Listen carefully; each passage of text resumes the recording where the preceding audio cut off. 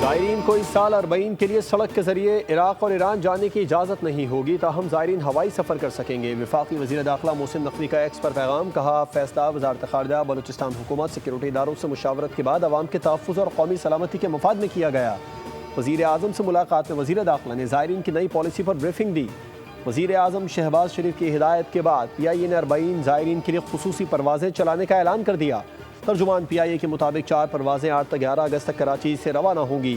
نجب سے واپسی کے لیے 18 سے 21 اگست تک پروازوں کا شیڈول تیار کر لیا گیا۔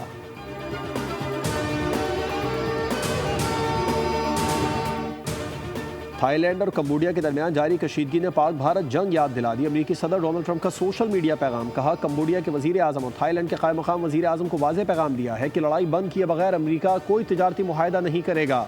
تھائی لینڈ کمبوڈیا سے جنگ بندی پر آمادہ، قائم مقام تھائی وزیر اعظم نے جنگ بندی کو کمبوڈیا کی سنجیدگی سے مشروط کیا۔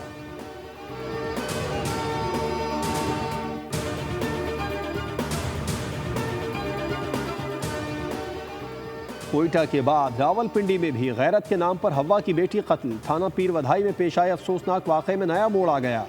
پولیس کے مطابق قتل کا حکم جرگے نے دیا، دوسری جانب مقتولہ کے دوسرے شوہر عثمان نے خود کو پولیس کے حوالے کر دیا۔ عثمان نے سدرا عرب سے 12 جولائی کو مظفر آباد میں نکاح کیا تھا۔ نکاح کی دستاویزات بھی منظر عام پر آ گئیں۔ 10 رکنی خصوصی کمیٹی قتل کی تحقیقات کر رہی ہے۔ عدالت نے کل مقتولہ کی قبر کشائی اور پوسٹ مارٹم کا حکم دیا ہے۔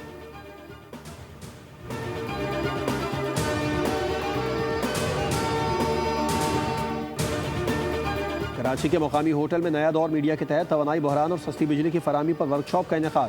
مقررین نے کے الیکٹرک کی اجارہ داری، اوور بلنگ اور بدترین لوڈ شیڈنگ پر شدید تحفظات کا اظہار کیا۔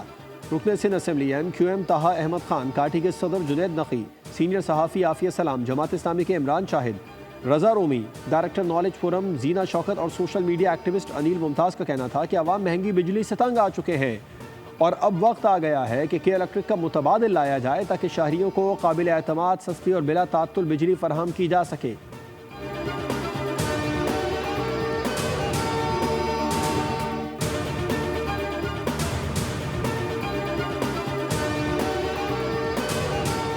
اور اسرائیل بھروسے کے قابل نہ رہا، عالمی دباؤ پر حملے روکنے کا اعلان کیا، بعد میں غزہ والوں پر قیامت ڈھا دی، بم برسائے، فائرنگ کی گئی۔ حملوں میں 53 سے زائد فلسطینی شہید، درجنوں افراد زخمی ہوئے، 6 افراد غذائی قلت سے جان کی بازی ہار گئے۔ عالمی دباؤ پر قابض اسرائیل نے غزہ والوں پر بم نہ برسانے کا اعلان کیا تھا۔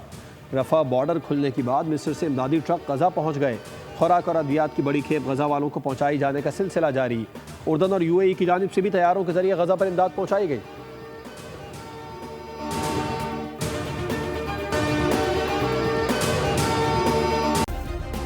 سبسکرائب کریں اور بیل دبائیں تاکہ کوئی خبر رہ نہ جائے۔